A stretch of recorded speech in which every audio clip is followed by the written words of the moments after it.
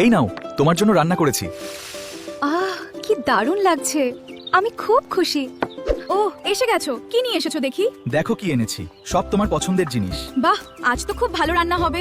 আজ আমরা এই টমেটো আর লঙ্কা তুলে ফেলবো। হ্যাঁ, আজ খুব ভালো ফসল হয়েছে।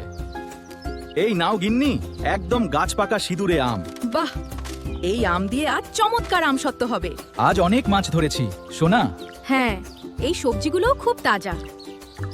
মাংসটা একদম তাজা, ঠিকঠাক পিস করছি। আমি পিসগুলো গুছিয়ে রাখছি, এখনই মশলা মাখাবো। সব মশলা কি গোছানো শেষ?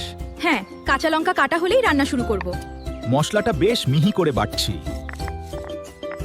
বাহ, খুব সুন্দর গন্ধ বেরিয়েছে। উনুনটা বেশ জ্বলে উঠেছে।